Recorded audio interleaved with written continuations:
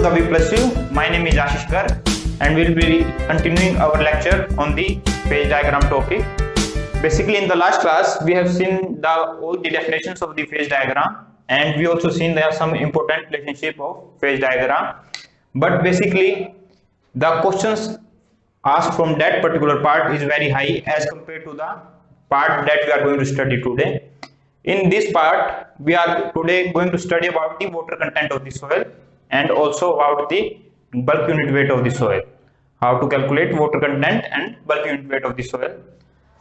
तो बेसिकली जो हमने लास्ट क्लास में किया है वो काफी इंपॉर्टेंट है, ये फिर भी कम इंपॉर्टेंट है आपका टॉपिक, लेकिन पूछा जाता है मेंस में ज्यादा क्वेश्चन पूछे जाएंगे इसके एज कम्पेयर टू ऑब्जेक्टिव की बात करें आप तो ऑब्जेक्टिव में आपको मुश्किल से एक क्वेश्चन मिलेगा, वो भी 5 साल में, 1-2 क्वेश्चन 5 इयर्स में। तो शुरू करते हैं। वैसे टॉपिक आसान है, आपको मतलब एक बार पढ़ लोगे तो आपको याद हो जाएगा।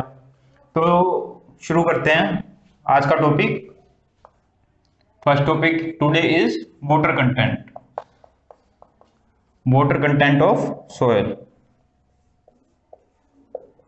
How to calculate the water content of the soil? Determination of water content. Basically हमें पता है water content का फॉर्मूला क्या होता है, weight of water to the weight of solid.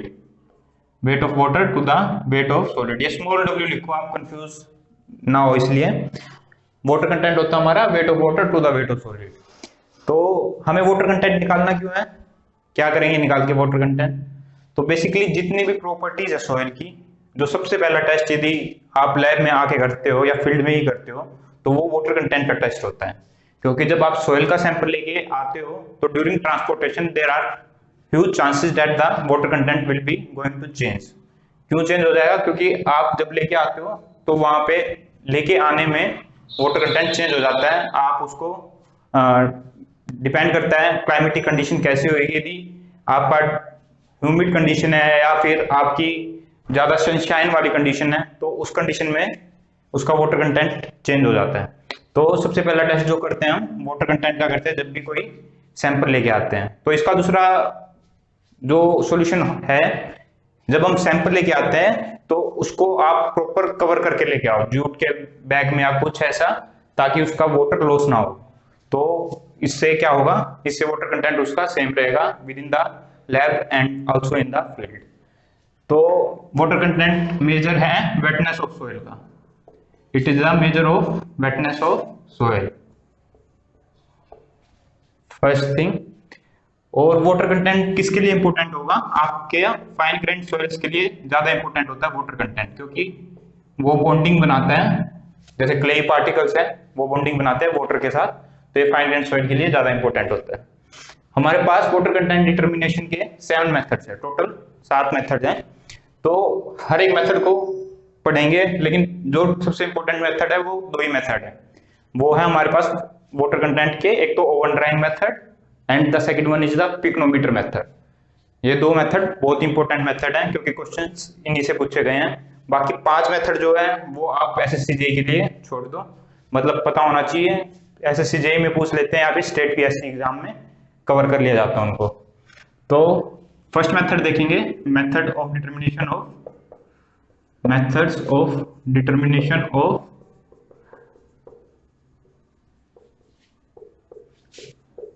W, water content के मेथड ऑफ डिटर्मिनेशन।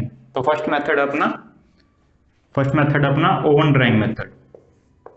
नाम में ही है, एक ओवन है, जैसे हमारे घर में ओवन होता है, माइक्रोवेव ओवन जिसे बोलते हैं। तो आप क्या करोगे, सोइल को लेके माइक्रोवेव ओवन में आप उसको पुट कर दोगे तो आपको क्या मिल जाएगा, ओवन ड्राइंग मेथड से आपको वाटर कंटेंट मिल जाएगा। देखते हैं, वैसे ये तो मैंने जनरल बता दिया आपको। वाटर कंटेंट निकालना है तो हमारे पास 2 पैरामीटर निकालना है बेसिकली, एक तो है वेट ऑफ वाटर और एक है वेट ऑफ सॉलिड। तो जब भी आप फील्ड से कोई भी सैंपल लेके आओगे तो टोटल वेट भी हमारा क्या होता है, weight of water plus weight of solid. यदि टोटल वेट पता हमें, आराम से मेजर कर सकते हो आप टोटल वेट। वेइंग मशीन में आप सोयल सैंपल लेके आओ, उसको वेइंग मशीन पे वेट करके देखोगे तो आपको टोटल वेट ऑब्टेन हो जाएगा। हमें अब कंफ्यूजन जो रहेगी वो ये रहेगी कि वेट ऑफ वाटर कैसे निकाल ले या वेट ऑफ सॉइल सॉलिड कैसे निकाल ले। तो सबसे इजी वे क्या है, यदि आपका वेट ऑफ वाटर रिमूव हो जाता है टोटल में से, तो आपके पास टोटल वेट को आप यदि वेट ऑफ सॉलिड से सब्ट्रैक्ट करोगे तो आपके पास वेट ऑफ वाटर आएगा, और वेट ऑफ वाटर हम फिर वहां से निकाल सकते हैं। जैसे अब बात करते हैं इसका प्रोसेस क्या है ओवन ड्राइंग मेथड का। आप फील्ड में गए, आपके पास एक जार रहेगा, स्टील जार, आप उस जार को फिल करके फील्ड से लेके आए, जिस भी आपकी फील्ड की इन्वेस्टिगेशन करनी थी, तो आप उसको अपनी लैब में लेके आए। जैसे आपका कोई ये जार था जिसका वेट W1 था, इसका अपना सेल्फ वेट है, ये जो W1 है सेल्फ वेट है। जब आपने सोयल पुट कर दी इसके अंदर, इसका वेट आ गया W2। फिर आप इसको कहाँ लेके गए, आप अपनी इसको लैब में लेके गए। वहां पर एक इंस्ट्रूमेंट होता है, डेसिकेटर बोलते हैं उसे बोलते हैं, यहाँ पे लिख देता हूं मैं, डेसिकेटर। डेसिकेटर का मतलब ये होता है जो वाटर को ड्राई करते हैं। एक स्टील की रेक्टेंगुलर शेप की एक ओवन टाइप में आपकी मशीन रहेगी, जिसमें आप सैंपल को रखोगे। एक ऐसे स्टैंड रहेगा प्लेट टाइप में, और यहाँ पे आप अपना सैंपल रख दोगे।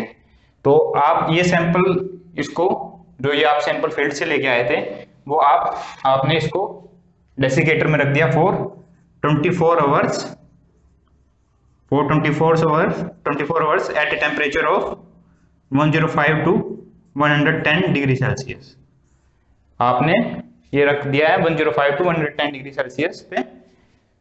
तो जनरल सी बात है वैसे, यदि सोचोगे तो इस पे 105 पे क्यों रखा, 105 पे क्यों रखा, तो आप ऐसे समझ सकते हैं, हमें पता है बॉइलिंग ऑफ वाटर होती है 100 डिग्री सेल्सियस के ऊपर, तो remaining 5 degree Celsius must be due to the bonding between the soil and the water. तो जो बॉन्डिंग है सोयल और वाटर के बीच की, वो 5 डिग्री सेल्सियस फर्दर इंक्रीज कर दोगे तो आपका वो वाटर रिमूव कर देगा। बेसिकली सॉइल में जो आप वाटर रिमूव कर रहे हो, ये कौन सा वाटर है, जैसे आप देखोगे मेरी एक वीडियो भी है, आप देखो, मैं लिंक दे दूंगा उसका। उसमें आपके पास बेसिकली 4 टाइप्स ऑफ वाटर होते हैं, मैं ब्रीफ में बता रहा हूँ आपको।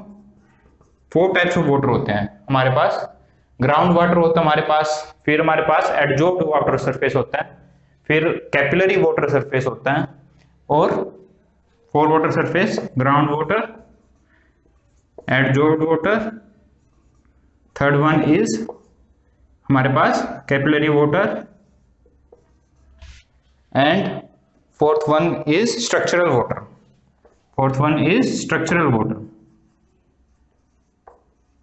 वाटर। बेसिकली जो आप ओवन ड्राइंग मेथड करते हैं उसमें आपका स्ट्रक्चरल वाटर जो है, जो सोयल सॉलिड्स के बिल्ड प्रोसेस में आपको मिलेगा, जो सोयल सॉलिड के अंदर ही मिलेगा, वो रिमूव नहीं होता। ओवन ड्राइंग मेथड में जब आप करते हो तो ये वाटर आपका रिमूव नहीं होता, बाकी सारे वाटर हमारे रिमूव हो जाते हैं। बेसिकली जैसे कोई भी पार्टिकल है, जैसे सोयल सॉलिड है कोई, तो इसके अंदर जो पानी है उसको बोलते हैं स्ट्रक्चरल वाटर, और जो इसकी लेयर के ऊपर वो जो वाटर है उसको बोलते हैं एडजॉर्ब्ड वाटर। एडजॉर्ब्ड वाटर 2 तरह का होता है वैसे, फिल्म वाटर और हाइग्रोस्कोपिक वाटर। तो ये दोनों ही इसके सरफेस के ऊपर होते हैं, दोनों ही एडजॉर्ब्ड वाटर होते हैं। तो और जो वाटर हमें ग्राउंड वाटर जो होता है उसी को बोलते हैं फ्री वाटर और ग्रेविटी वाटर। जो आपको ग्राउंड टेबल पे जो पानी मिलता है, जैसे ये ग्राउंड है, अभी यदि वाटर टेबल यहाँ पे है, तो जो वाटर इन सॉलिड सोइल्स के बीच में होगा तो उस वाटर को बोलते हैं ग्राउंड वाटर या फिर फ्री वाटर। अब बचा हमारा capillary water, the water which rises due to the capillary action. Surface tension के कारण जो वाटर राइज कर जाएगा बिटवीन द पोर्स, तो उसको बोलते हैं कैपिलरी वाटर। तो ये तो ब्रीफ इंट्रोडक्शन बता दिया मैंने डिफरेंट टाइप ऑफ वाटर का। तो जो वाटर रिमूव जो होता है इसके अंदर, वो हमारे पास कैपिलरी वाटर, ये सब वाटर रिमूव होते हैं। स्ट्रक्चरल वाटर हमारे पास सोयल सॉलिड का हम रिमूव नहीं करते। लेकिन यदि आप टेम्परेचर फर्दर 110 डिग्री सेल्सियस से बढ़ा दोगे, if you increase the temperature further greater than 110 degree Celsius, there is chances that your structural water will also be removed। तो लेकिन वो जो है स्ट्रक्चर वाटर क्यों नहीं रिमूव करते वैसे हम? स्ट्रक्चर वाटर इसलिए भी रिमूव नहीं करते क्योंकि वो कोई भी इफेक्ट नहीं डालता हमारी इंजीनियरिंग प्रॉपर्टीज पे। और जो हम जो 3 टाइप के जो वाटर पड़े हैं वो इंजीनियरिंग प्रॉपर्टीज पे इफेक्ट डालते हैं, क्योंकि स्ट्रक्चरल वाटर इफेक्ट नहीं डालते इसलिए उसको हम रिमूव भी नहीं करते हैं। तो ये सोयल सैंपल जो होगा ये खराब हो जाएगा जिसका टेम्परेचर आपने बढ़ा दिया है, या फिर ऐसे समझ लो जिसका टेम्परेचर आपने 24 आवर्स से, बट जैसे यहाँ पे 24 आवर्स का टाइमिंग है ना, आपने उसको 2 डेज के लिए छोड़ दिया है, मतलब 2 दिन के बाद, जैसे आपको पता है सैटरडे को संडे को छुट्टी होती है और आपकी लैब फ्राइडे को है सोयल मैकेनिक्स की, तो उस केस में क्या होगा, आप सैंपल रख के आओगे तो आप सीधा उसको 72 आवर बाद देखोगे, तो उस केस में आपका क्या होगा, सोयल सैंपल खराब हो जाएगा। तो क्या समझे इस बात से? इस बात से पता चलता है फ्राइडे को सोयल मैकेनिक्स की लैब नहीं होनी चाहिए। किस दिन सोयल मैकेनिक्स की लैब नहीं होनी चाहिए? फ्राइडे को। ये बात समझ में आती है। तो बेसिकली ऑन ड्राइव मेथड यदि बात करें इतना था, और यदि इसका फॉर्मूला की बात करें अब जो हमने पढ़ा है weight of water to the weight of solid, हमने पढ़ा था W1 is the empty weight of bucket, W2 is the weight of bucket plus soil, and if we obtain the weight now W3, this is our weight W3, then how to obtain the weight of water? We know that W3 minus W2 will be our, W2 minus W3 will be our weight of water, because W2 has both weight of water plus weight of solid. Here we have only weight of solid, and weight of solid will be equals to W2 minus W1. So we can find out the water content from here directly. Now moving to the next point, जो हमने temperature देखा था, that let me write down for inorganic soil, जो आप field से generally लेके आते हो वो इनऑर्गेनिक सॉइल होती है आपकी, उसके लिए टेम्परेचर मैंने बताया आपको 105 डिग्री सेल्सियस से ज्यादा नहीं होना चाहिए। लेकिन फॉर ऑर्गेनिक सॉइल में क्या डिफरेंस आएगा? For organic soil temperature should not be greater than 60 degree Celsius. ऐसा क्यों? जब आप कोई भी ऑर्गेनिक सॉइल लेके आओगे तो उसका जब टेम्परेचर बहुत ज्यादा बढ़ा देते हो तो ऑक्सीडाइज हो जाती है। वो ऑक्सीडेशन क्या होएगा, वो ऑक्सीजन लेगी बाहर से और बर्न होके वो फर्दर वाटर कंटेंट में चेंज लेके आएगी, तो उस सिनेरियो में आपका टेम्परेचर 60 डिग्री सेल्सियस से ज्यादा नहीं होना चाहिए।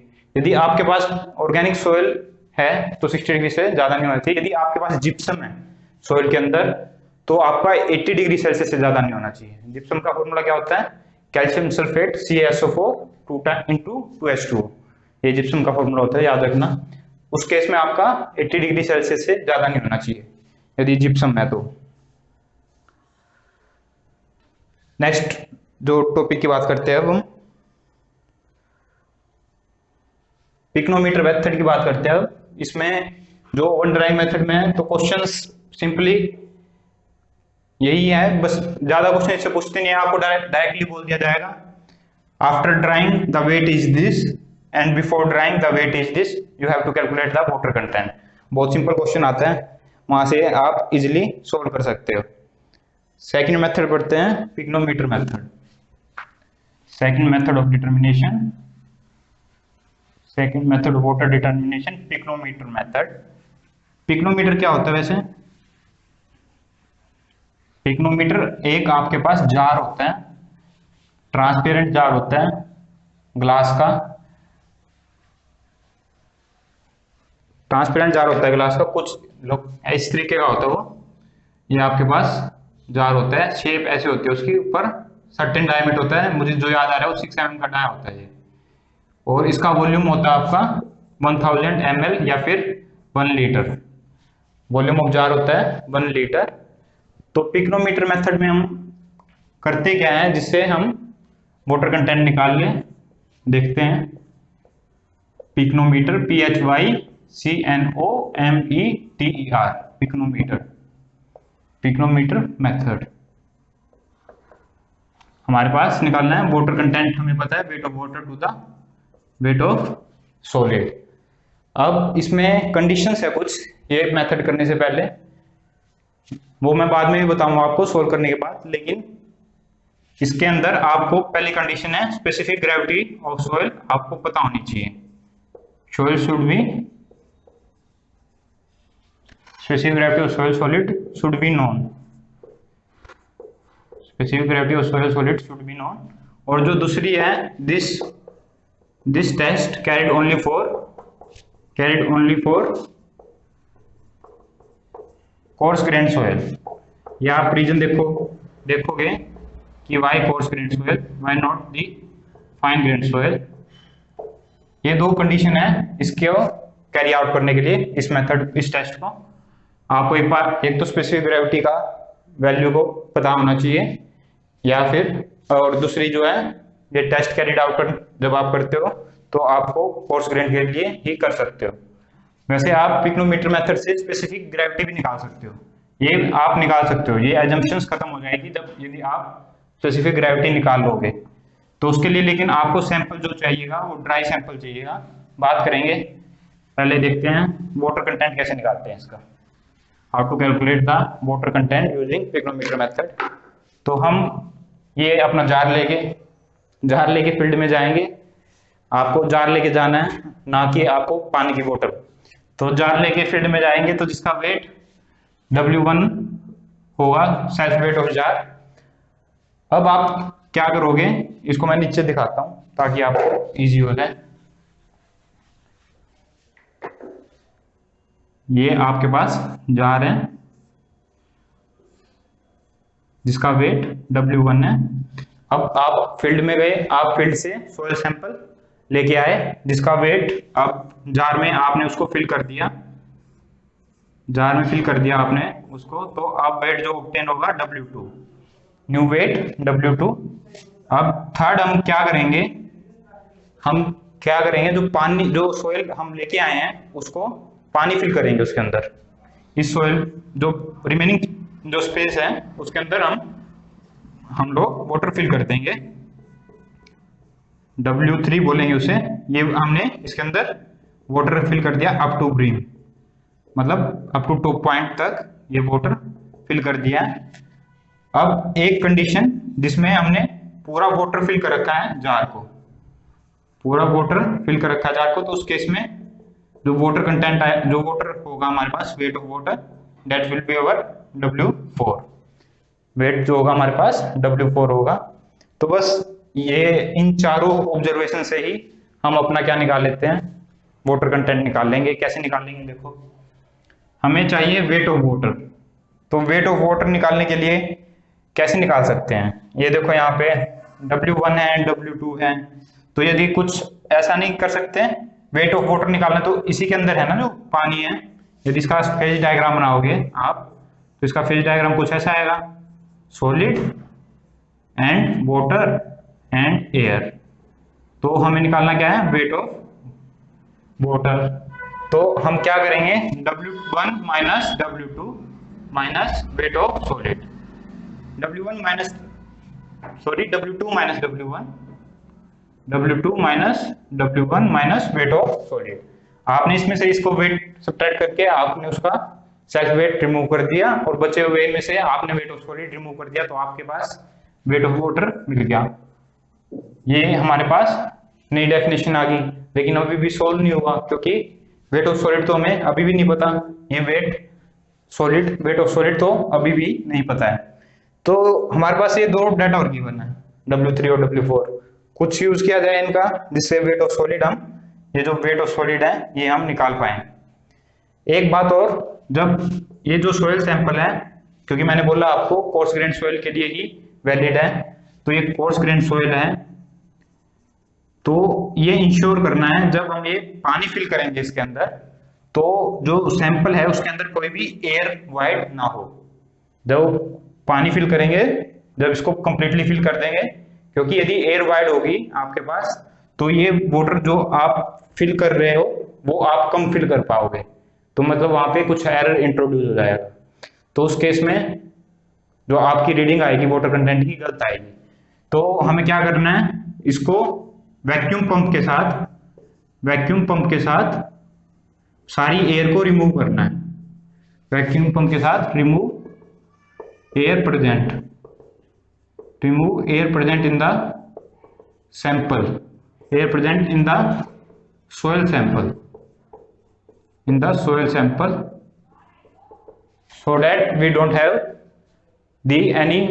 have any wrong reading here. So ये तो बात होगी। अब हमें बताना था W solid हम कैसे कैलकुलेट करेंगे, तो हम यूज करेंगे W3 और W4 को।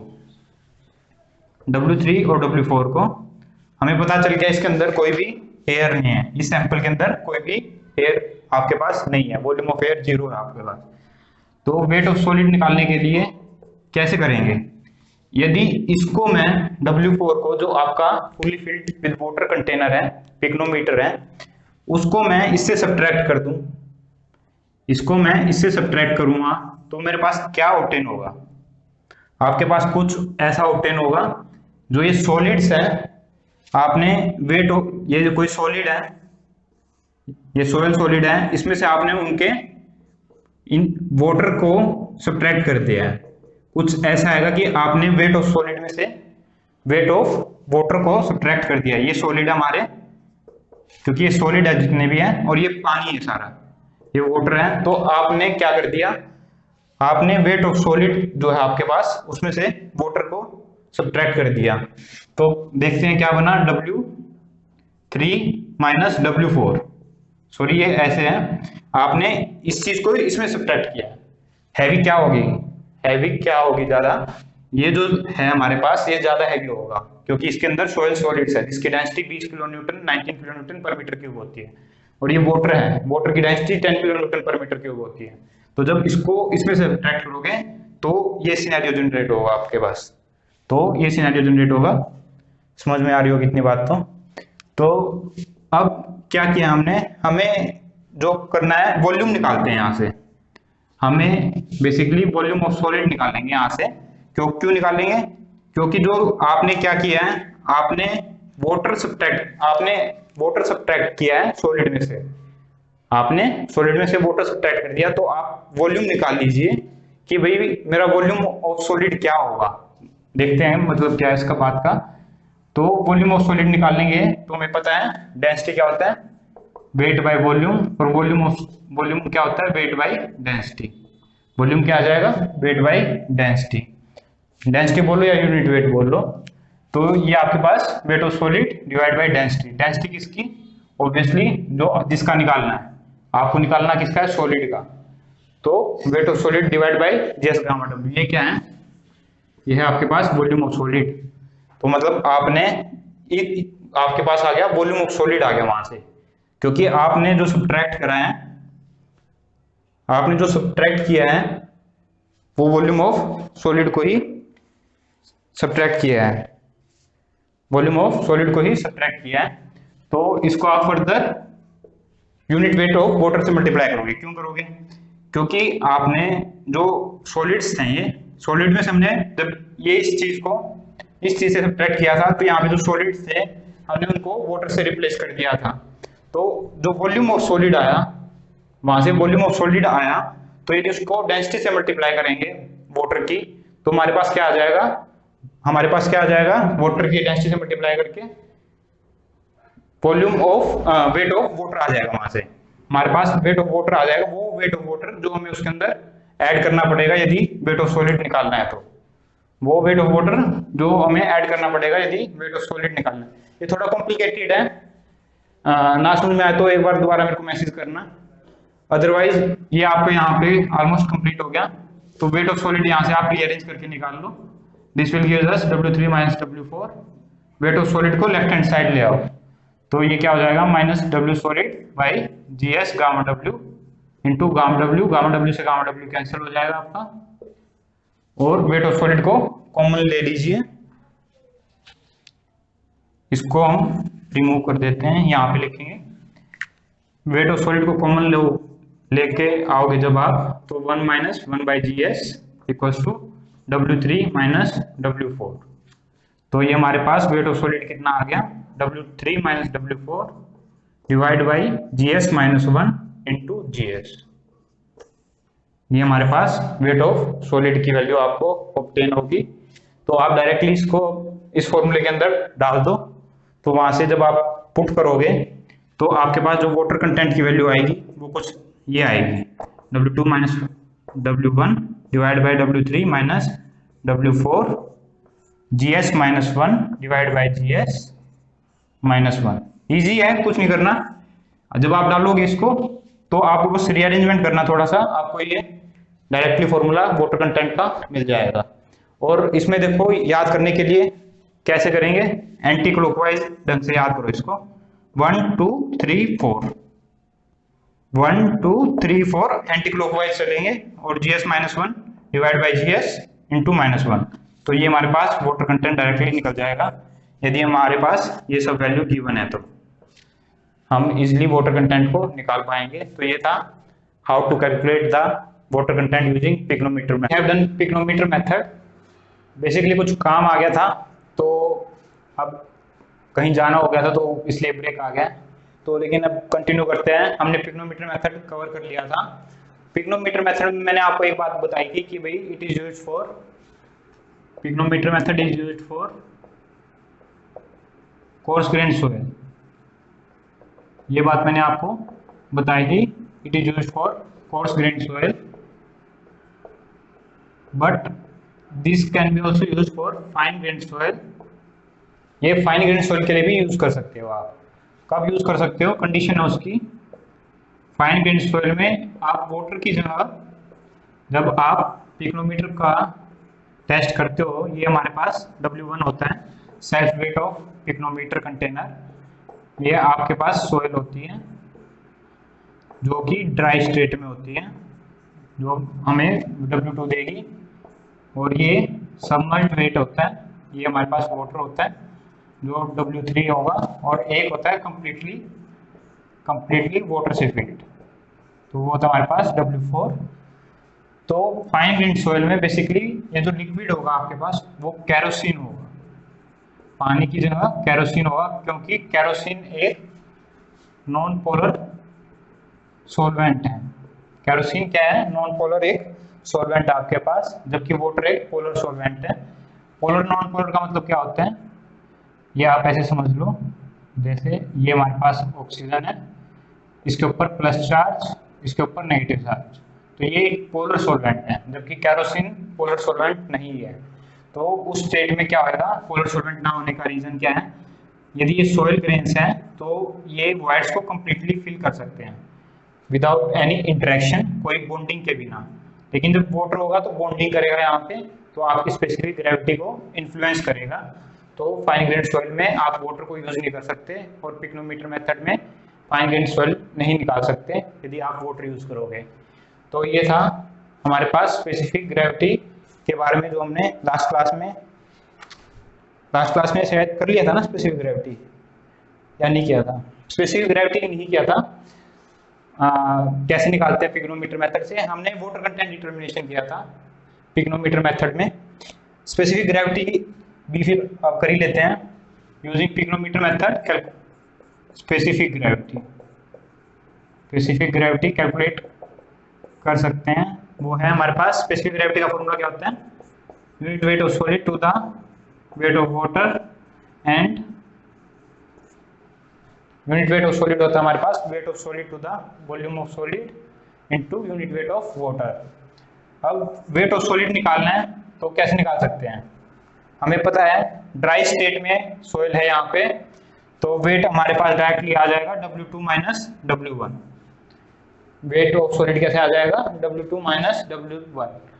ये चीज क्या है हमारे पास, ये है हमारे पास, इसको यदि बोले हम तो ये हमारे पास weight of water having volume of solid having volume of solid, this is our weight of water having volume of solid.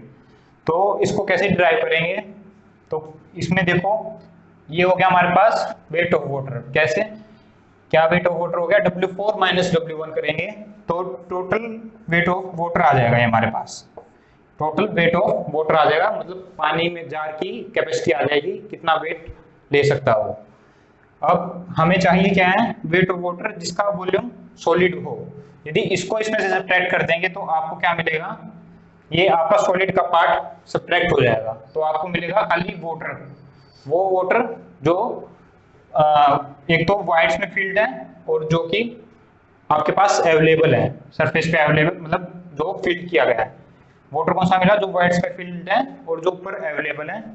तो आपने क्या सब्ट्रैक्ट किया, यदि इसको मैं एक बार लिख देता हूं आपको समझाने के लिए, -W3 -W2, this will gives us, जब आपने इसको पानी में से आपने वो पानी सब्ट्रैक्ट कर दिया जो कि उसकी वाइड्स में फील्ड था और जो उसके रिमेनिंग कंटेनर की वॉल्यूम में फील्ड था, तो आपके पास क्या मिल जाएगा, वो वेट ऑफ वाटर मिल जाएगा जो volume of having volume of solid. तो आप डायरेक्टली इस चीज को ऐसे देख सकते हैं। आई होप ये आपको समझ में आया होगा। तो ये आपका स्पेसिफिक ग्रेविटी का डायरेक्ट फॉर्मूला यहाँ से मिल जाता है।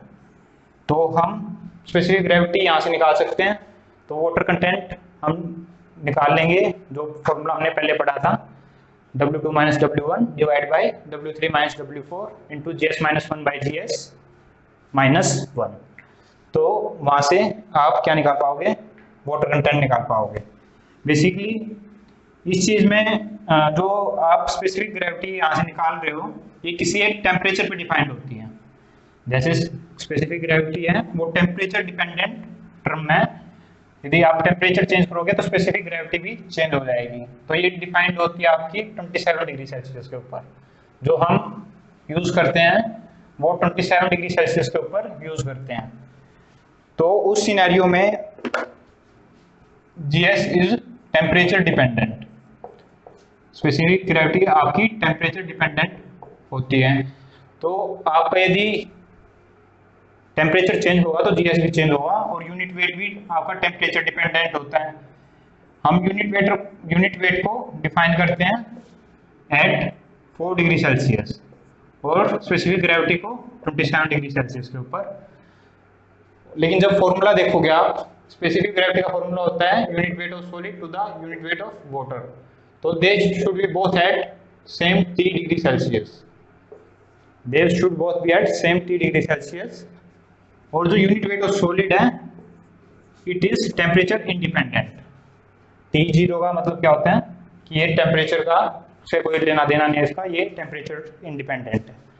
तो आपका unit weight of solid temperature independent होता है। तो ये आपका GS at 3 degree Celsius into gamma W at 3 degree Celsius will remain constant. ये टर्म आपकी कांस्टेंट रहेगी।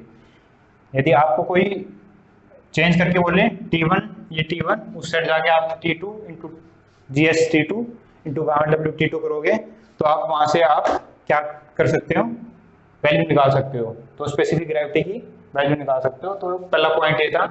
दूसरा पॉइंट जो है इसका, स्पेसिफिक ग्रेविटी की वैल्यू डिक्रीज कर जाती है यदि आपका ऑर्गेनिक मैटर प्रेजेंट होता है सॉइल में। Due to the presence of organic matter specific gravity decrease कर जाएगी। क्यों डिक्रीज कर जाएगी, फॉर्मूले में देखो, फॉर्मूला का स्पेसिफिक ग्रेविटी का unit weight of solid to the unit weight of water. आपके पास जो यूनिट वेट ऑफ सॉलिड है ऑब्वियसली डिक्रीज कर जाएगा, तो आपकी स्पेसिफिक ग्रेविटी भी डिक्रीज कर जाती है। यदि स्पेसिफिक ग्रेविटी भी डिक्रीज कर जाती है यदि आपका ऑर्गेनिक मैटर प्रेजेंट है। यदि आपका ऑर्गेनिक मैटर प्रेजेंट है तो स्पेसिफिक ग्रेविटी आपकी डिक्रीज कर जाती है। तो ये था हमारे पास second method, calculation of specific gravity using pycnometer. अब थर्ड मेथड की बात करते हैं, वो है हमारे पास सैंड। थर्ड मेथड क्या हमारे पास, सैंड बाथ मेथड, मिट्टी में नहाना का मेथड, मिट्टी में नहाने का मेथड हिंदी में बोले तो। और इसका मतलब कुछ भी नहीं, मतलब कि ऐसा कुछ नहीं है। सैंड बाथ मेथड क्या है, वो कैसे वाटर कंटेंट निकालते हैं। आप एक कंटेनर लोगे जिसमें एक सॉइल फिल करोगे, सॉइल फिल रहती है, और नीचे आप बर्नर यूज करोगे। इस बर्नर की हेल्प से आप उसको हीट करोगे, और जो आपका जो सॉइल सैंपल होगा वो सॉइल सैंपल इसके ऊपर आप पुट कर दोगे। मतलब कि सॉइल सैंपल आए आप फील्ड से, आपने इस सॉइल सैंपल को सैंड के ऊपर आपने रिप्लेस कर दिया। ये आपने बर्नर जला दिया, जैसे आप आपने कहीं देखा हो, ढाबे पे देखा होगा बर्नर जो बड़े बड़े जलते रहते हैं, तो आपने पूरा प्लान बना लिया है इसको जलाने का। कैसे जला रहे हो आप और किस प्रोसेस से? कन्वेक्शन प्रोसेस से। ये कन्वेक्शन के प्रोसेस से हीट करेगा, तो ये सोयल हीट हो जाएगी। तो इससे आपका जो इनिशियल वेट था जब आप लेके आए थे सैंपल को, उस वेट में से कुछ वेट आपका लॉस हो जाएगा, और वो वेट किसका होगा? वाटर का वेट होगा वो। अब जो न्यू वेट मिलेगा, मान लेते हैं वो W डैश, तो आपको वाटर कंटेंट निकालना होगा। तो कैसे निकालोगे? Weight of water to the weight of solid. आपको वेट ऑफ वाटर वहां से मिल जाएगा W dash minus W total minus W dash, ये आपको वेट ऑफ वाटर दे देगा, और वेट ऑफ सॉलिड आपको W डैश आपको मिल ही जाएगा। अब एक जो कंफ्यूजन रहती है इसमें, ये कब तक हीट करना है, ये कंफ्यूजन तो है ही, कब तक हीट करना है। तो उसके लिए हम पेपर यूज करते हैं, यहाँ पे पेपर यूज करेंगे। क्या फायदा उसका? वो इंडिकेटर होता है, जब ये पेपर ब्राउन हो जाएगा, ब्राउन कलर आ जाएगा इस पेपर का, तो समझ लेना है कि सोयल जो है वो, उसका जो वाटर है वो रिमूव हो गया है। सोयल आपकी जैसे ओवन में 105 डिग्री सेल्सियस टेम्परेचर है, तो आपको कंसीडर करना है कि आपका जो वाटर है वो ऑलमोस्ट रिमूव हो गया है। तो you should take that container out, do not take it with bare hands, हाथ जल जाएगा, वरना यदि आप डायरेक्टली उठाओगे तो टेक सम इक्विपमेंट। सो आप अब यहाँ से डायरेक्टली क्या निकाल पाओगे? Water content. तो ये था हमारा थर्ड मेथड। फोर्थ मेथड, ये इसमें एक इम्प्रॉपर हीटिंग होती है। इस मेथड में प्रॉपर हीटिंग नहीं होती है, कहीं कम हीटिंग होती है, कहीं ज्यादा हीटिंग होती है, क्योंकि ये सोइल के थ्रू हीट होता है। तो कहाँ कभी मतलब पॉसिबिलिटी है हीट प्रॉपर ना हो पाए, क्योंकि एक प्रॉपर मेथड से हीट नहीं हो रहा, कन्वेक्शन के थ्रू हीट हो रहा है, तो ये इम्प्रॉपर हीटिंग होती है। फोर्थ मेथड हमारे पास अल्कोहल मेथड। अल्कोहल मेथड का मतलब, अल्कोहल सुनते ही आधे सिविल इंजीनियर तो वैसे ही मूड बन गया होगा। तो अल्कोहल मेथड क्या है? वैसे मूड ना बने तभी आपको साइट इंजीनियर पे भी यूज करते हैं। पता चले इस मेथड को, जो बेसिकली क्या होता है इसके अंदर, मिथाइलेटेड स्पिरिट यूज करते हैं। मैं बताता हूँ, इसमें मिथाइलेटेड स्पिरिट यूज करते हैं। अब वहाँ पर साइट के ऊपर क्या होता है, जब आप ये फील्ड मेथड है ये, तो साइट पे आप जाके यदि बोलोगे लेबर को टेस्ट करने के लिए, तो वो चांसेस हैं इसको पी जाएगा अल्कोहल समझ के, और जब पी जाएगा तो न्यूज बनेगी अगले दिन कि 2 लोग की डेथ हुई जहरीली शराब पीने से, या 3 लोगों की डेथ हुई जहरीली शराब पीने से। तो उस पर ब्लेम किसका आएगा? ब्लेम किसका आएगा? साइट इंजीनियर का आएगा, ना कि उस बंदे का आएगा जो अनएजुकेटेड लेबर थी। तो आपको पता होना चाहिए methylated spirit should not be consume. तो ये कंज्यूम करने के लिए नहीं होती। आप इस मेथड को समझ लेते हैं। आपके पास ये सोयल सैंपल लेके आओगे, आप फील्ड में गए, ये सोयल सैंपल लेके आए। इस सोयल सैंपल में हम मिथाइलेटेड स्पिरिट डाल देते हैं, जिसे हम अल्कोहल बोल लेते हैं। अल्कोहल डाल देंगे तो उसका क्या हो जाएगा? टेम्परेचर यदि हीट करोगे अब इसको बर्नर से, तो जल्दी हीट हो जाएगा ये एज कम्पेयर टू सैंड इस मेथड से। तो उससे आपको अगेन वेट ऑब्टेन डायरेक्ट करोगे आप, तो अगेन वाटर कंटेंट आपको मिल जाएगा, वाटर कंटेंट आपको डायरेक्टली मिल जाएगा। और ये कब तक हीट करना है? ये तब तक हीट करना है जब तक मिथाइल फ्लूम्स आपको ना मिले। मिथाइल फ्लूम जब निकलने लग जाए तो समझ लेना है प्रोसेस कंप्लीट हो गई है, वाटर कंटेंट निकालने का टाइम आ गया है। तो आपको ऐसे वाटर कंटेंट निकालना है। अब बात करते हैं अपना फिफ्थ मेथड वाटर डिटर्मिनेशन का। ये दोनों मेथड फील्ड मेथड थे, ये पॉइंट लिख लेना, that this is the field method and it is quick. ये जल्दी से हो जाता है आपका फील्ड में, it is a quick field method, ऐसे लिख लो, it is the quick field method. Fifth method देखते हैं आप, calcium carbide method. Our fifth method is calcium carbide method. Calcium carbide method में क्या है आपके पास? नेम ही बता रहा है, आपके पास एक केमिकल होता है कैल्शियम कार्बाइड। कैल्शियम कार्बाइड आपके पास केमिकल होता है। जैसे ही आप सोयल में कैल्शियम कार्बाइड यूज करते हो तो आपको रिएक्ट कर जाता है। सोयल के अंदर क्या होता है, वाटर, वाटर सोयल के अंदर होता है, तो कैल्शियम कार्बाइड उसके साथ रिएक्ट कर जाता है, जिससे हमें मिलती है acetylene gas plus calcium hydroxide. Calcium hydroxide. अब एसिटिलीन गैस जो है वो हम फाइंड आउट कर सकते हैं कितनी रिलीज हुई with the help of distillation process, जो केमिस्ट्री में हम पढ़ते थे 10th 11th 12th में। डिस्टिलेशन से आप गैस को फाइंड आउट कर लो कितनी है, तो रिलेशन आप एस्टेब्लिश कर सकते हो वाटर से, वहां से आप वाटर से रिलेशन एस्टेब्लिश कर सकते हो।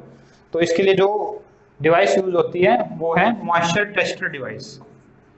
मॉइस्चर टेस्टर डिवाइस जो आपको डायरेक्टली वाटर कंटेंट की इंफॉर्मेशन देती है। This will give us water content calculated. यहाँ से वाटर कंटेंट आपको मिल जाता है, जिसे हम बोलेंगे W कैलकुलेटेड। लेकिन ये वाटर कंटेंट एक्चुअली डिफरेंट होता है जो हम निकालते हैं। हमें पता है वाटर कंटेंट का फॉर्मूला होता है weight of water to the weight of solid, but ये इस ढंग से कैलिब्रेट किया होता है। कैलिब्रेशन का मतलब क्या होता है पहले समझो। जैसे एक गैस निकली है तो हमारे पास corresponding to this gas released, this is our water content, water content calculated, this gas released। अब यदि दिस इतनी गैस रिलीज होगी तो वाटर कंटेंट ये होगा ऑब्वियसली। तो ये एक कैलिब्रेशन चार्ट है कि कितनी गैस रिलीज होगी तो कितना वाटर कंटेंट आपको मिलेगा। तो आप डायरेक्टली इस चार्ट से वाटर कंटेंट कैलकुलेटेड देख लो। वाटर कंटेंट कैलकुलेटेड ये एक्चुअली गिवन होता है weight of water to the total weight. Weight definition क्या है, weight of water to the weight of solid, but this is given to us to the with respect to total weight. तो हम इसको simplify कर सकते हैं। Total weight को कैसे लिख सकते हो आप, wait of water plus weight of solid. अब इसको सॉल्व करोगे तो यदि मैं W की बात करूं एक्चुअल की, W एक्चुअल की, तो ये आ जाएगा आपके पास W calculated by 1 minus W calculated. ये क्वेश्चन पूछा गया है SSC वगैरह में पूछा गया है, या फिर प्रीवियस ईयर में भी ये क्वेश्चन पूछा गया है स्टेट PSC में डायरेक्टली। तो ये एक डायरेक्ट फॉर्मूला बन जाता है आपका W calculated over 1 minus W calculated. बात करते हैं सिक्स्थ मेथड की, रेडिएशन मेथड। रेडिएशन मेथड या फिर उससे पहले हम पढ़ते हैं torsion balance method. Torsion balance method, torsion balance method किसने दिया था, सर आइजैक न्यूटन ने। किसने दिया था, सर आइजैक न्यूटन, जिन्होंने ग्रेविटी का सिद्धांत भी दिया था। We the person who also gives the laws of gravity, Newton laws जो हम बहुत फेमस है, न्यूटन 3 लॉज, तो वो उन्होंने ही दिया था। उन्हीं की बेस पे उन्होंने ही एक मेथड बनाया हुआ है, सिक्स्थ मेथड से हम कह रहे हैं torsion balance method. Torsion balance method क्या है, बेसिकली एक इंस्ट्रूमेंट है। टॉर्शन बैलेंस मेथड एक इंस्ट्रूमेंट है, टॉर्शन बैलेंस मेथड। न्यूटन का माइंड लगा हुआ है इसके अंदर भी। बेसिकली ये एक इंस्ट्रूमेंट है, ऐसे मान लेते हैं ये वेट मेजरिंग इंस्ट्रूमेंट है। This is our weight measuring instrument. अब इस वेट मेजरिंग के इंस्ट्रूमेंट में इन्होंने, जैसे ये हमारा सोयल सैंपल है, तो इसके अंदर इंफ्रारेड वेव्स इन्होंने सोयल सैंपल के ऊपर अटैक करवाते हैं। Basically due to the effect of infrared rays all of the water present in the soil will be removed and we also want to be remove the weight of water from the soil to calculate the water content, because water content is given by weight of water to the weight of solid. Water content is given by weight of water to the weight of solid. तो आपको infrared wave जब तुरंत attack करवाई जाती है और wait की machine पे रखा हुआ सैंपल, तो आपको कंटिन्यूसली ये दोनों पैरामीटर मिलते रहते हैं। मतलब कि जैसे wait of water 50 divide by wait of solid मान लेते हैं 100। अब कंटिन्यूसली वेट ऑफ वाटर क्या होता जाएगा, इंक्रीज होता जाएगा, वेट ऑफ सॉलिड कितना होता जाएगा, डिक्रीज होता जाएगा। तो ऐसे करके आपको एक कंटिन्यूस डाटा मिलता रहता है, कंटिन्यूस फॉर्म में डाटा मिलता रहता है। फायदा क्या है इस टेस्ट का, यदि सोयल इतनी मतलब एक्सपेंसिव है या कुछ इस टाइप की सोयल है, the soil which absorb moisture from the air, which absorb moisture from the air quickly, जो जल्दी से एटमॉस्फेयर से मॉइस्चर एब्जॉर्ब कर लेती है, उन सोइल्स के लिए ये यूज करते हैं। Which soil which absorb moisture from atmosphere quickly, from atmosphere quickly, for those soil we use this method, torsion balance method. So basically this is the torsion balance method. Coming to the next method, that is our, this is our sixth. Next method is our radiation method. नाम में ही है radiation, तो आपको idea तो हो गया होगा कि इसमें आप यूरेनियम या कुछ ऐसे आइसोटोप्स यूज करने वाले हैं जिससे आप रेडिएट करेंगे, जिससे आप रेडिएशंस निकलेंगी, बेसिकली जिनसे रेडिएशंस आपकी सोइल के अंदर जाएगी और उससे आप वाटर कंटेंट निकालोगे। कैसे निकालोगे, बेसिकली ये आपके पास डायरेक्ट ग्राउंड में, आप फील्ड में गए, आपने एक स्टील केसिंग इंट्रोड्यूस की ग्राउंड में, स्टील केसिंग इंट्रोड्यूस की ग्राउंड में, एक यहां पर की, इसके अंदर आपने इंसर्ट किया, कैप्सूल बोलते हैं या फिर आप रेडियो एक्टिव आइसोटोप बोल दो, रेडियो एक्टिव आइसोटोप, और इसके अंदर आप इंसर्ट करते हो डिटेक्टर, ये है आपका डिटेक्टर, ये है आपका डिटेक्टर, और ये है आपकी सोइल, इन सीटू सोइल, जिसका आप वाटर कंटेंट निकालना चाहते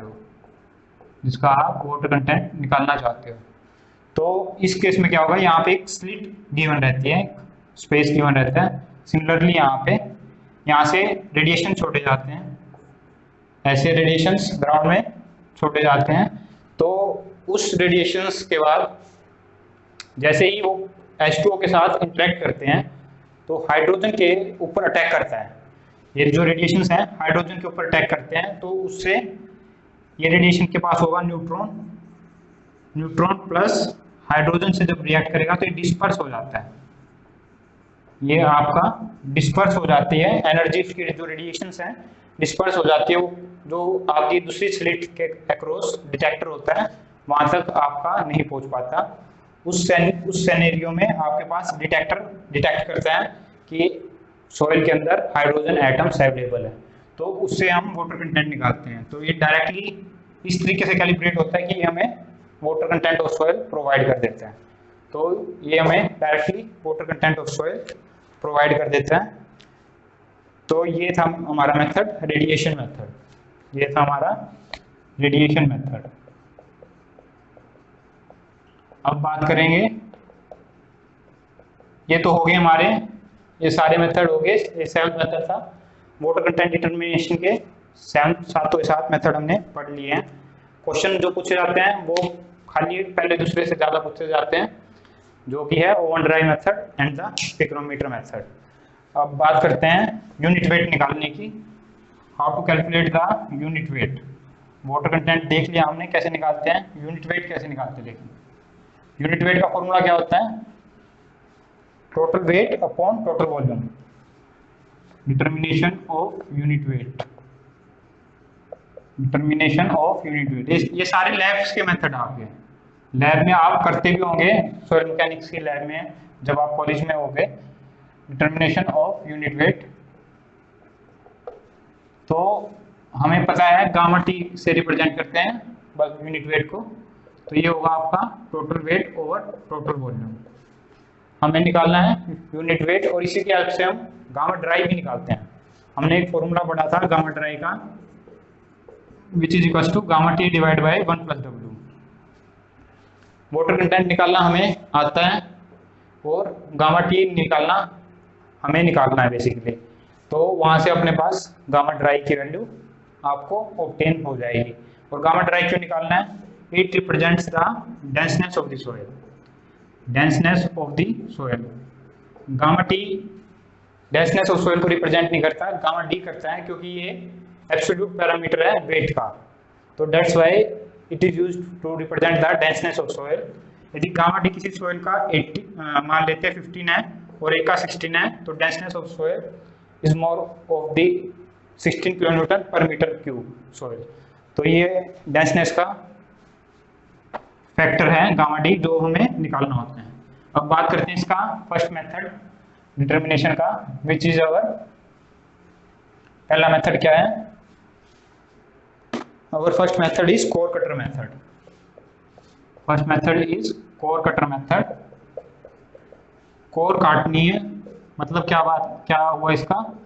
consider this is our soil, this is our soil, we have this cylinder type thing. Cylinder होता है हमारे पास बेसिकली, जिसका वॉल्यूम 1000 सीसी होता है, जिसका वॉल्यूम 1000 सीसी होता है।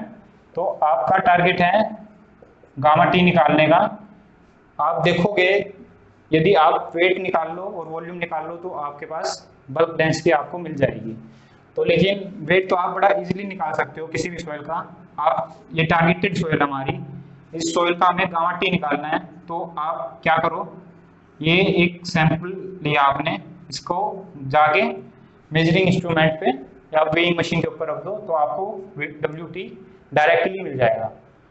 या वैसे भी जनरली भी सोचो तो आप वेट तो आप किसी भी वेइंग मशीन पे रख सकते हो, लेकिन जब वॉल्यूम की बात आती है, you can not measure the volume directly because volume is in space, it is in 3D. We cannot measure volume directly until we exactly know the dimension. Here in the field we don't know the dimension exactly, so to do so what we do is we use core cutter method. In core cutter method we have a volume that is 1000 cc of cylinder, and this volume basically आप इस चीज को ground में आप insert करोगे for the same soil. Like आपने इस soil के लिए इंसर्ट किया इसके अंदर, तो कुछ सोयल आपकी इसके अंदर डायरेक्टली ऑब्टेन्ड होगी। तो आप जब इसको पुल करोगे, आप इसको पुल कर लो, तो you know the initial weight of the cylinder. यदि initial weight of the cylinder कुछ था और फाइनल वेट ऑफ सिलेंडर कुछ है, तो वो आपको वेट ऑफ सोयल सॉलिड आपको प्रोवाइड कर देगा। और वॉल्यूम कैसे प्रोवाइड करेगा? देयर इज अ मेजरिंग, उसके ऊपर मेजर्स कैलिब्रेशंस होते हैं, calibrations are provided over the cylinder. तो उस कैलिब्रेशन से आप वॉल्यूम आप कैलकुलेट कर सकते हो। तो that is how we calculate the gamma T value in case of core cutter method.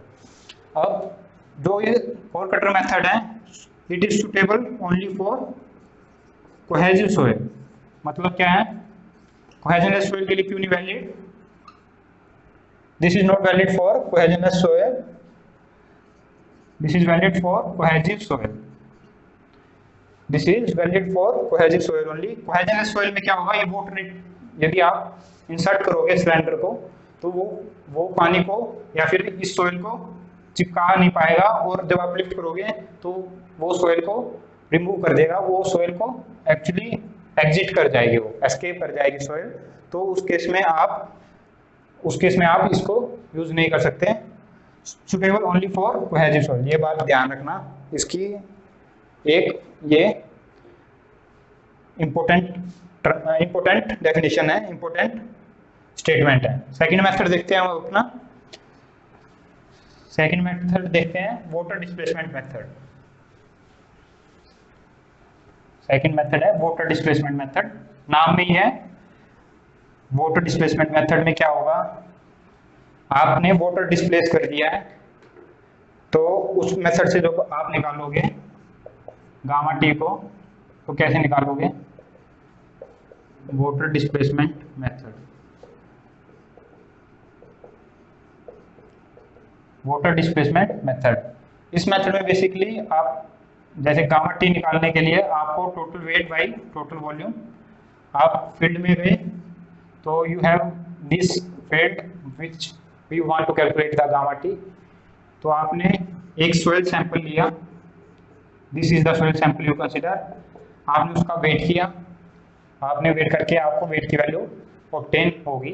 लेकिन how to calculate the volume, यदि कुछ ऐसा आपने वेट यदि निकाला है तो अब उसका वॉल्यूम कैसे निकालें आप लोग। तो वॉल्यूम कैलकुलेट करने के लिए हम क्या करते हैं, जो वेट ऑफ सॉलिड था, यदि मैं दिखाऊं ये मेरा वेट ऑफ सॉलिड था जो वहां से मैंने एक्सट्रैक्ट किया था, तो मैं इसके ऊपर पैराफिन वैक्स अप्लाई कर देता हूँ। क्या अप्लाई कर देता हूँ? Paraffin wax.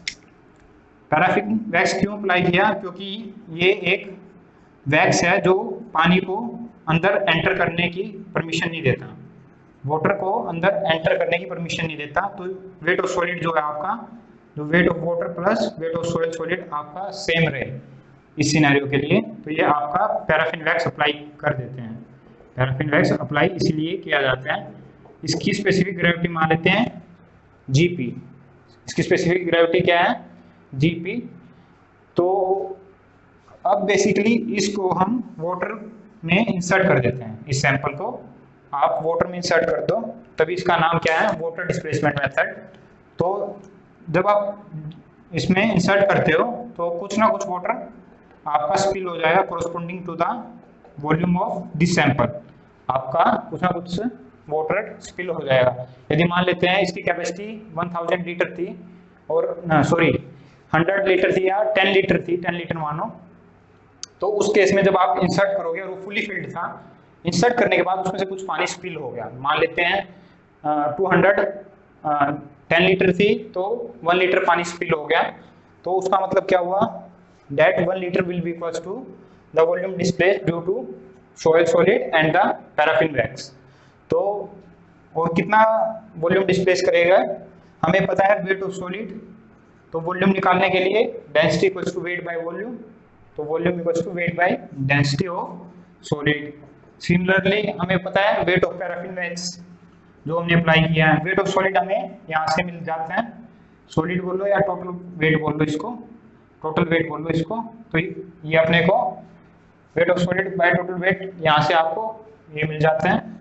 Still paraffin wax से आप जीपी इंटू गामा डब्ल्यू, और यहाँ से आपको डिफरेंस मिल जाते हैं जो कि आपका वॉल्यूम डिस्प्लेस हुआ था, total volume displaced, total volume displaced, ये आपको मिल जाएगा यहाँ से। और जब ये मिल जाएगा तो आप W S by G S gamma W भी ऑब्टेन कर पाओगे। ये क्या था आपका? Volume of solid. जब आप ये निकाल पाओगे टोटल वॉल्यूम है, टोटल वॉल्यूम, तो जब आप ये निकाल पाओगे तो आपको गामा टी की वैल्यू ऑब्टेन डायरेक्टली हो जाएगी, क्योंकि इसके कोरस्पॉन्डिंग आपको वॉल्यूम पता चल गया है। इसके कोरस्पॉन्डिंग आपको वॉल्यूम पता चल गया है। क्वेश्चन ट्राई करना, यदि नहीं हो तो बताना, बहुत इजी क्वेश्चन है, मुझे लगता है हो जाएगा आपसे। तो इसका क्वेश्चन नहीं करेंगे हम, कन्वेंशनल में पूछा जाता है इसका क्वेश्चन और बहुत कॉमन है, यदि नहीं होता है तो बताना, लेकिन बहुत इजी क्वेश्चन है इसका पैराफिन वैक्स का। तो ये था हमारा second method, water displacement method. Our second method, this is our second method, water displacement method. Now we will be doing our third method. Our third method is sand replacement method. Third method is sand replacement method. नाम में ही है इसके, sand को replace करना है तो sand replacement method. तो आप गए फील्ड में जिसका आपको यूनिट वेट निकालना था, तो जैसे ही आपने ये अगेन वही किया, सैंपल लिया, वेट किया, आपने वहां से टोटल वेट निकाल दिया, डेंसिटी आती है अपनी total weight by total volume, total weight by total volume. तो आपने वेट तो टोटल निकाल ही लिया है, अब निकालना क्या है? Total volume. अब हमें पता है कि समस्या है ही वॉल्यूम की है, the main problem is of calculation of the volume. So to do so, we have a cylinder something like this cone having shape like this. This is shutter and this is calibrated and volume. A certain sand is filled in this cylinder actually, and whose density is given as gamma s से उसकी density आपको दी होती है gamma S. तो उस scenario में क्या करोगे आप, ये जो आपके पास सिलेंडर है जिसकी आपको जिस सॉइल की आपको डेंसिटी भी पता है, आप उसको इसके ऊपर आप इंसर्ट कर दोगे।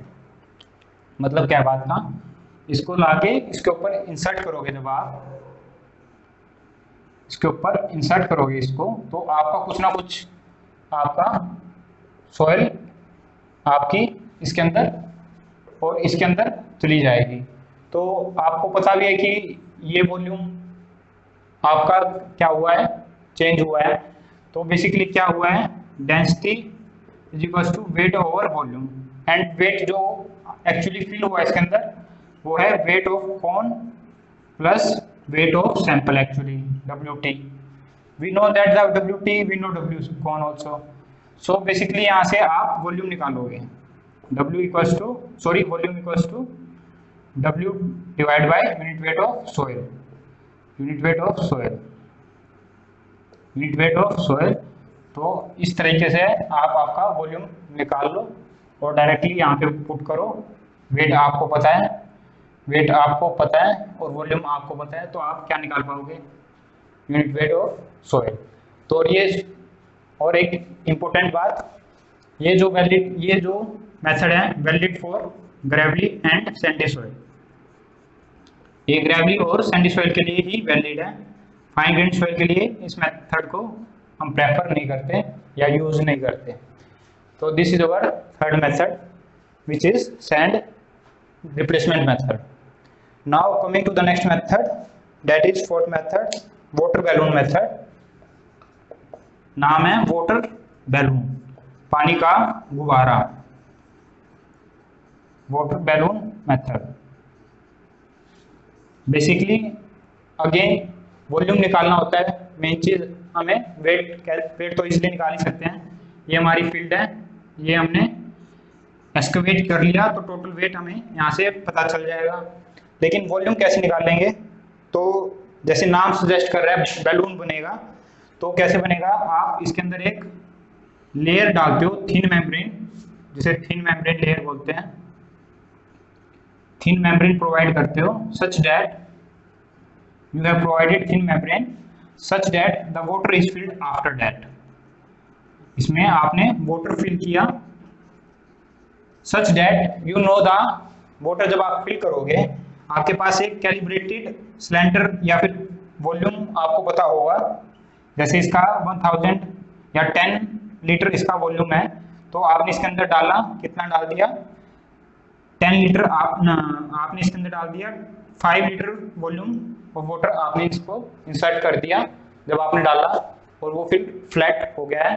तो उस सिनेरियो में, मतलब कि उस सिनेरियो में ही, जब वैसे कब यूज करेंगे इस मेथड को, जब शार्प एजेस होंगे, मतलब कि यदि आपके एजेस भी टूटे हुए होंगे तो आपका वॉल्यूम जो है वो ज्यादा शो करेगा, तो आपका यूनिट वेट क्या हो जाएगा, कम हो जाएगा।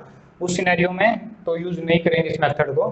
तो इसके लिए कंडीशन है कि भाई ये शार्प एजेस हो, प्रॉपर वॉल्यूम आप जहाँ पे मेजर कर पाओ फील्ड में डायरेक्टली, तो वहीं पे ही यूज होगा ये। तो आपको टोटल वेट पता है, टोटल वॉल्यूम इस वे से निकाल लो, तो आपको वाटर बैलून मेथड से डेंसिटी आप निकाल पाओगे। तो this is our fourth method. Coming to the last method, radiation method. Radiation method हमने वाटर कंटेंट डिटर्मिनेशन में भी रेडिएशन मेथड पढ़ा था, वाटर कंटेंट डिटर्मिनेशन में भी रेडिएशन मेथड पढ़ा था।